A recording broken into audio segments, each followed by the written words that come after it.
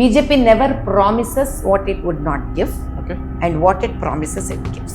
Keeps up its words. Yes, it keeps up its words. It stands by the promises given by it. Let's compare the Telangana government, the Congress government, and the NDA government in Andhra. How do you draw the comparison between these two governments? Telangana government, when it wanted to come into the power, it has promised 6 promises. Okay, main promise. It didn't even stand up with one promise. None of us are actually worried about Christianity or Christian conversion, speaking very frankly. If ever Bharat was worried about it, Christianity would have never existed here. Just like Middle East. Does Christianity exist there? Does somebody go and convert anybody? What did you have as a vision for Hyderabad if elected as in? What vision did you have? The first thing was to throw away the illegal immigrants, Rohingyas, who are 1.5 to 2 lakhs there. They are eating away their right and property of a true, genuine Muslim. Indian Muslim. And you would be surprised this time 1.5 lakh educated Muslim votes were deleted just because they were scared that they will vote me. In North India, in Telugu state, everywhere, Annamalai ji is a hero. He is a hero who stood up for the right cause of Tamil Nadu. He is a he has a man with a fighting spirit, and entire country is looking forward that probably a day should come and will come when under his able leadership, he will be the person who will be in the power in upcoming elections. Vanakkam viewers, today we are going to quickly have a conversation with the Iron Lady from Bhagyanagar. So we have Madhavi Latha garu along with us. Ma'am, welcome to Tamil Nadu, the land of Bhakti. Jai Hind, ma'am. வணக்கம். எப்படி இருக்கீங்க? நல்லா இருக்கங்கப்பா.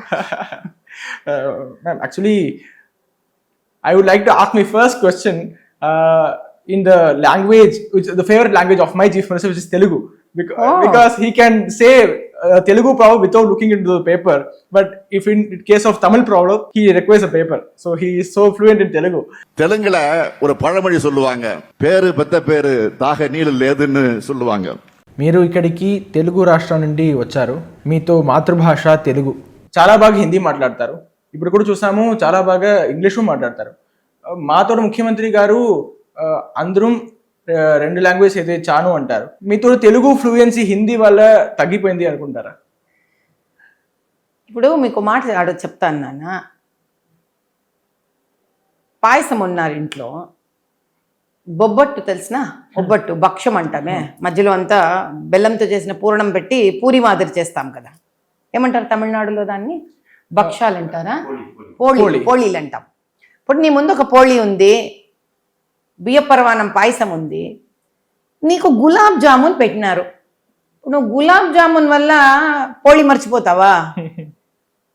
ఏంపా, ఇది భాష నాయన.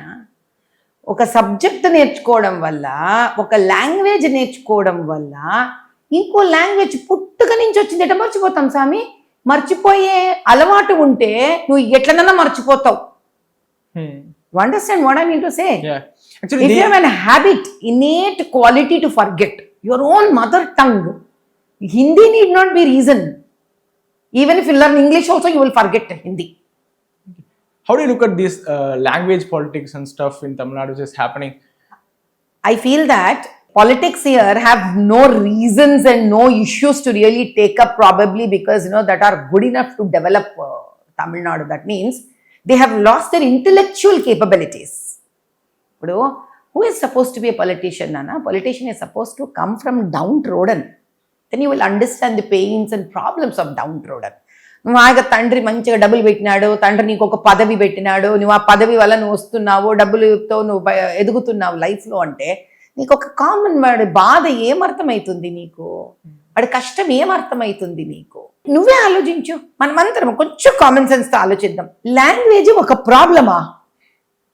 నీ దగ్గర ఒక షర్ట్ ఎక్కువ ఉండేది నీకు ప్రాబ్లం అవుతుందా? ఎట్లయితుందప్పా? That's one more feather, right?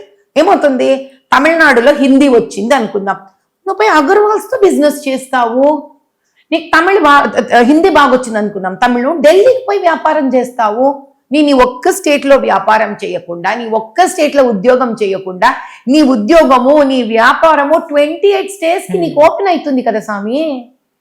నేను పొలిటీషియన్ ఉంటే అట్లా కదా చూస్తానమ్మా. నా తమిళనాడులో హిందీ కూడా ఒక లాంగ్వేజ్ యాడ్ అయితే అప్పుడేం చేస్తాను, సరే 36 మార్క్స్ కదా పాస్ 100కి, నువ్వు పాస్ మార్క్ పెట్టకు, నువ్వు 20 చేయి పాస్ మార్కు, అయిపోయి కదా తండ్రి. నీ ఆలోచన తమిళనాడు కోసము నిజంగా ఎంత పాజిటివ్గా ఉంది అని ముఖ్యం. తమిళనాడు గురించి మీతో అభిప్రాయం ఏమి? మాతో స్టేట్ ప్రెసిడెంట్ పుణ్యభూమి నాయన ఇది. తమిళనాడు భక్తి భూమి, పుణ్యభూమి. ఎన్ని దేవాలయాలు, ఎంత భక్తి. తెలుగు తమిళ రెండు కలిపి ఉన్నదే మెడ్రాస్ ప్రెసిడెన్సీ. ఎక్కడ ఉన్నంత చదువు, తెలివి, సనాతన ధర్మము, భక్తి ఎక్కడనే లేదు. కానీ దురదృష్టం, అది ఏమో ఒక దిష్టి మాదిరి అయిపోయింది తమిళనాడుకు కూడా. ఇంత భక్తి, దేవాలయాలు, సనాతనం అన్నీ కూడా ఒక రాజకీయ స్వార్థం కోసము అనవసరంగా దాన్ని నాశనం చేస్తున్నారు ఇక్కడ. We have Annamalai as our state president now. So, what is being spoken about him in the parts apart from Tamil Nadu? The common opinion about Annamalai.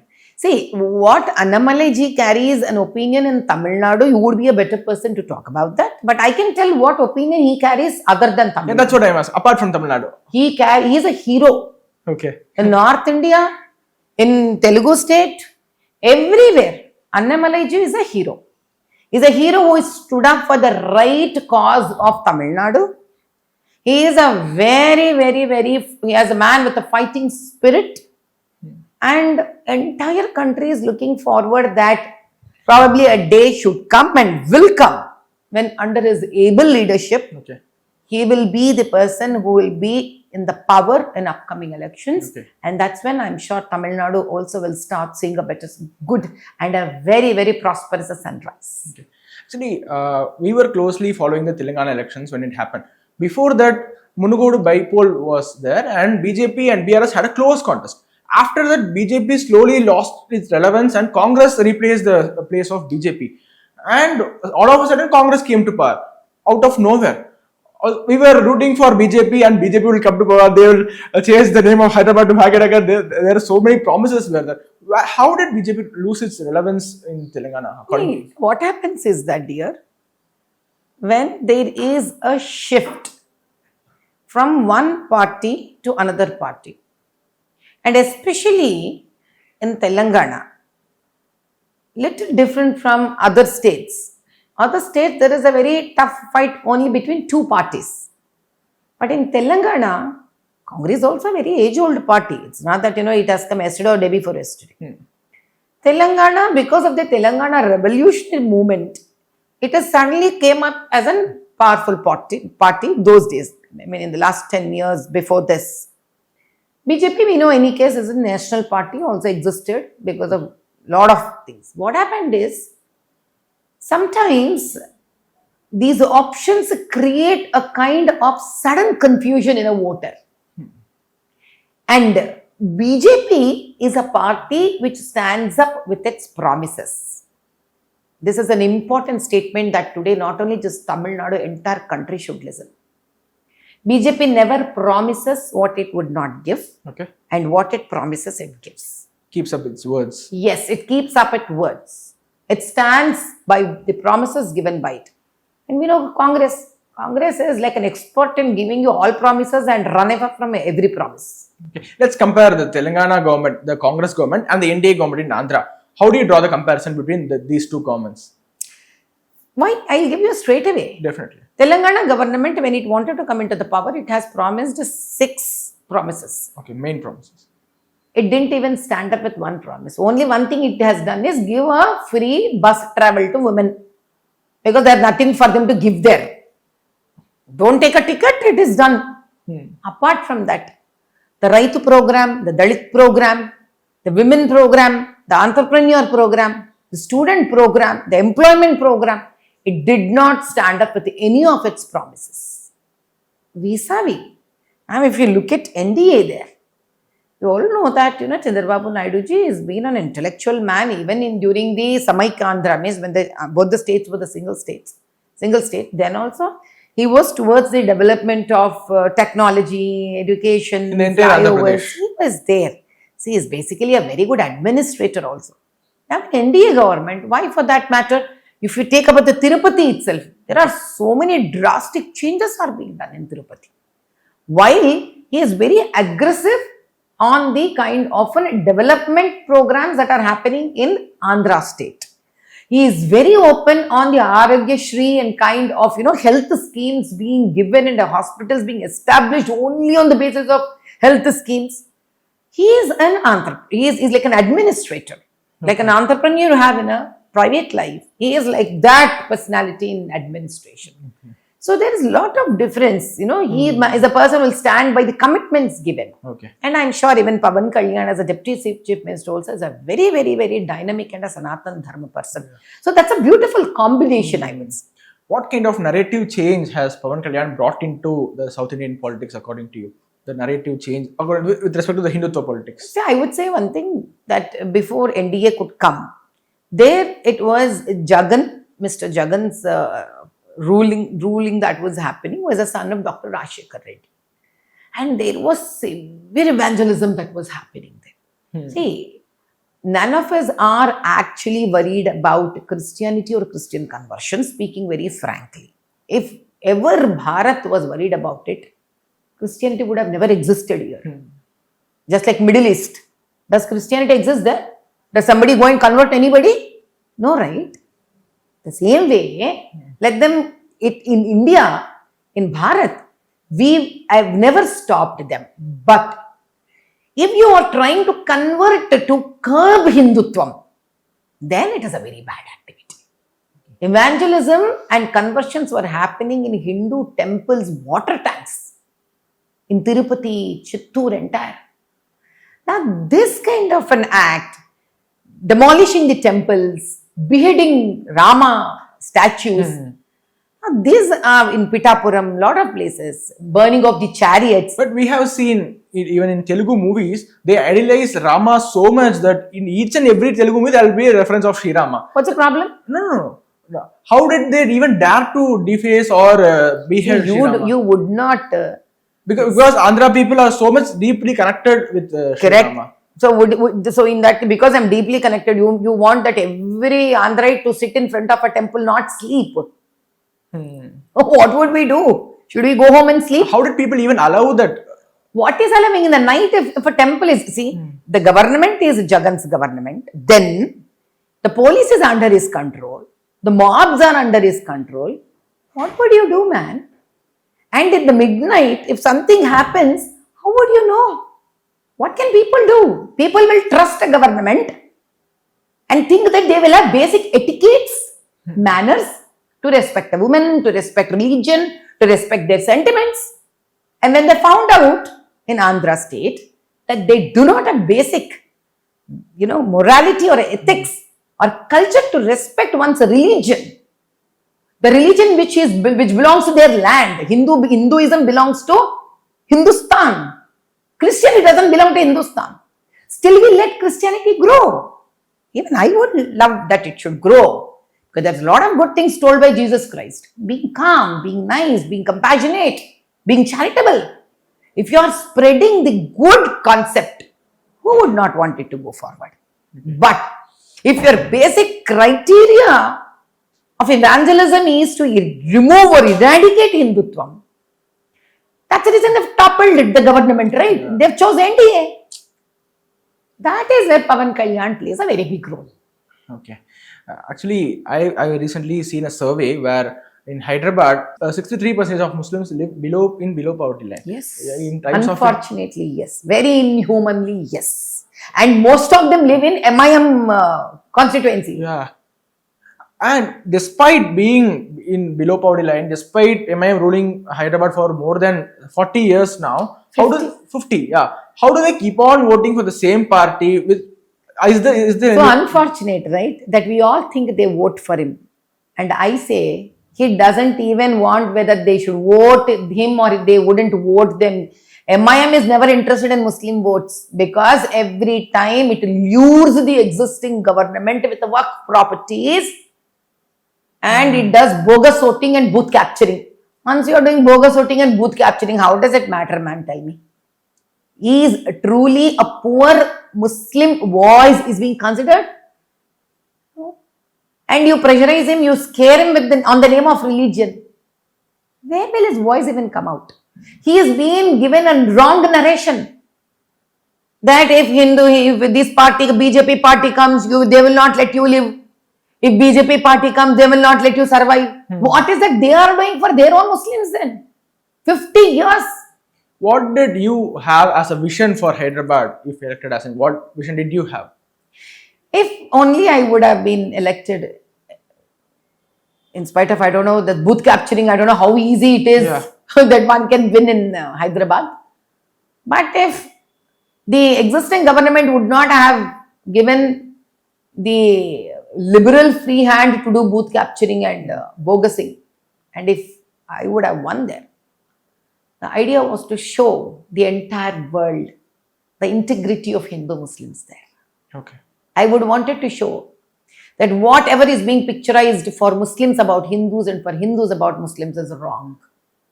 I would wanted to show that if the prosperity is given to both the sections, both the communities, both the religions, I would wanted to show that the Bhagyanagar, which is the true prosperity name, the name is in the prosperity is in the name itself.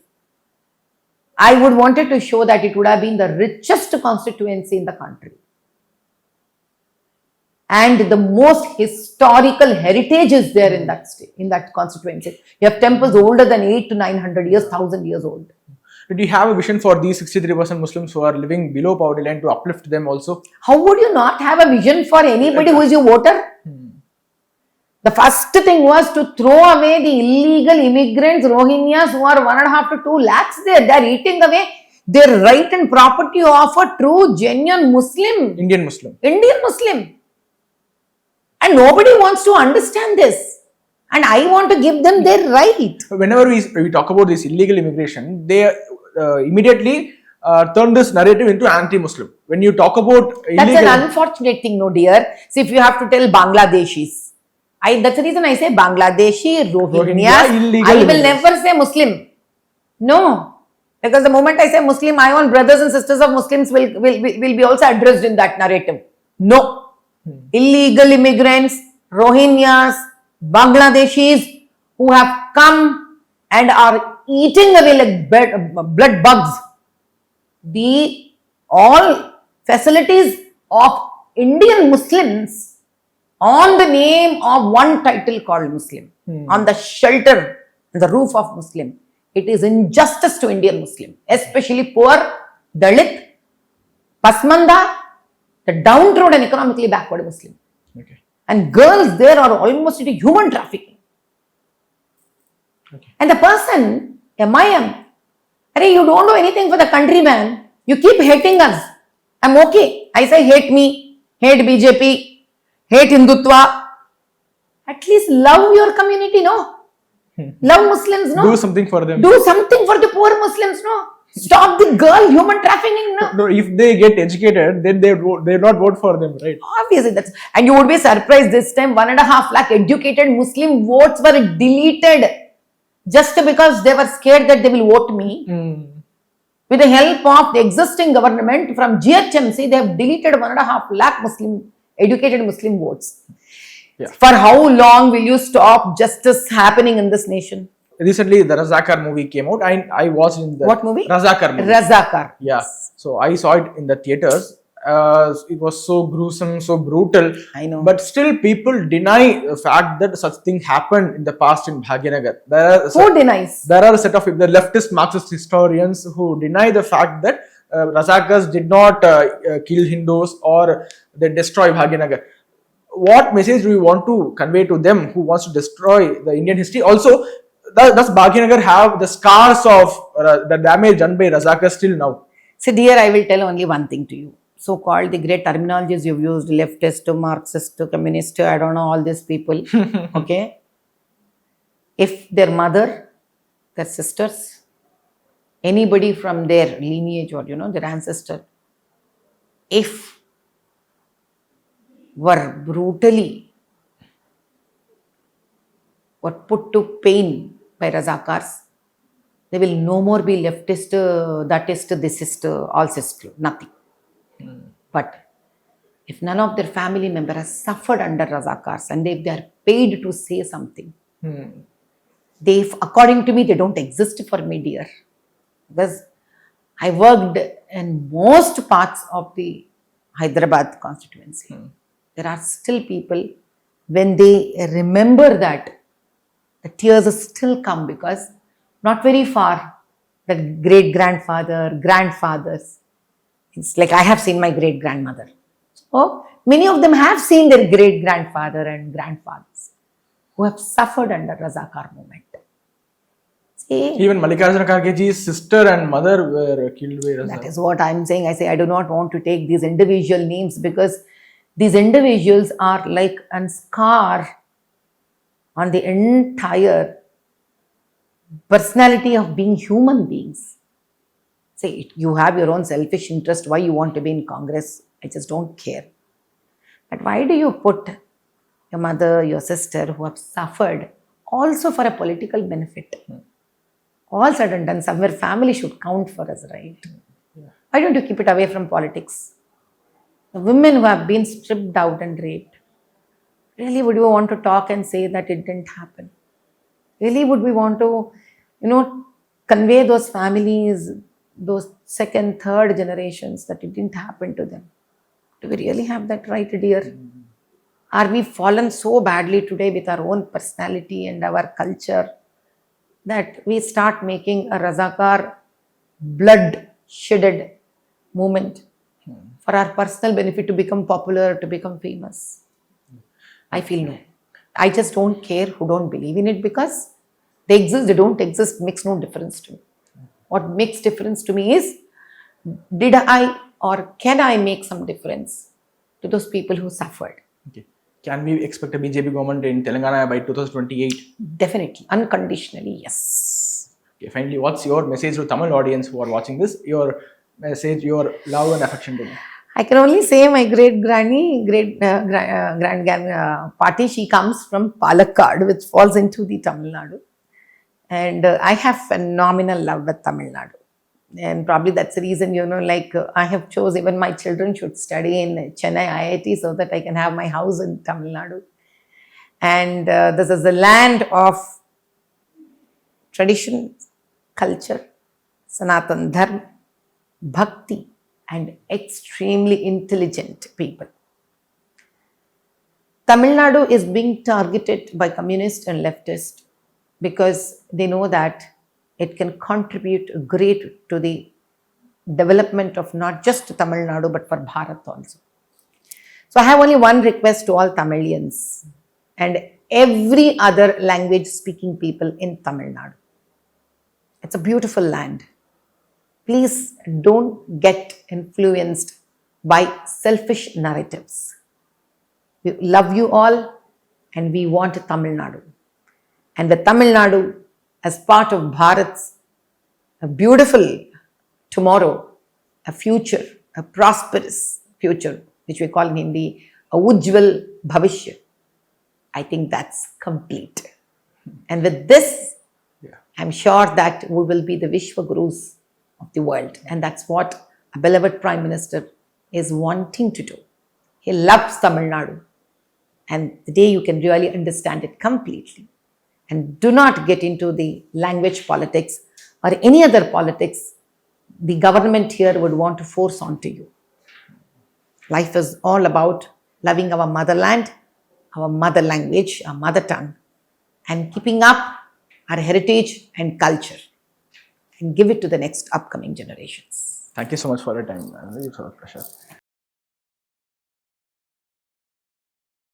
பேசு தமிழா பேசுவினுடைய மக்கள் foundation மூலமாக நம்ம ஒரு மிகப்பெரிய ஒரு பசு சரணாலயம் அமைப்பதற்கான முயற்சியில் ஈடுபட்டிருக்கோம். இந்த பசுக்கள் சரணாலயத்திற்கு என்னுடைய கான்ட்ரிபியூஷனாக நான் ஏதாவது கொடுக்கணுங்கிற எண்ண ஓட்டத்தின் அடிப்படையில் கிட்டத்தட்ட 10 ஆண்டுகளுக்கு மேலே நான் கலெக்ட் பண்ண கலை பொருட்கள் அனைத்தையும் விற்று அதன் மூலமாக திரட்டப்படக்கூடிய தொகை என்னவோ அதை இந்த மக்கள் ஃபவுண்டேஷனுக்கு இந்த பசு சரணாலயம் திட்டத்திற்கு என்னுடைய கான்ட்ரிபியூஷனாக கொடுக்க போறேன். இந்த பொருட்கள் அனைத்துமே நம்முடைய பேசு தமிழா பேசு அலுவலகத்தில் விற்பனைக்கு இருக்குது. கீழே இருக்கக்கூடிய இந்த கான்டாக்ட் நம்பருக்கு நீங்க கால் பண்ணி இது பற்றின மேல் அதிக விவரங்களை நீங்க தெரிஞ்சுக்கலாம். அது மட்டும் இல்லாம மக்கள் ஃபவுண்டேஷனுடைய அக்கௌண்ட் நம்பரை இந்த வீடியோடைய டிஸ்கிரிப்ஷன்ல கொடுத்துருக்கோம்.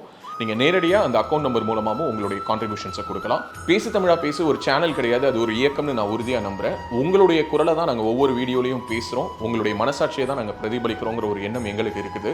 அதே எண்ணம் உங்களுக்கு இருந்ததுன்னா தொடர்ந்து பேசு தமிழா பேசுவனுடைய முயற்சிகளுக்கு நீங்க கொடுக்கக்கூடிய ஆதரவை இந்த பசுக்கள் சரணாலயம் திட்டத்திற்கும் கொடுக்கணும்னு சொல்லி ரொம்ப தாழ்மையோடு கேட்டுக்கிறேன். உங்களுடைய அன்பாலையும் ஆதரவாலையும் தான் பேசு தமிழா பேசி இயங்கிட்டு இருக்கு. அதற்கு என்றென்றைக்கும் நன்றி.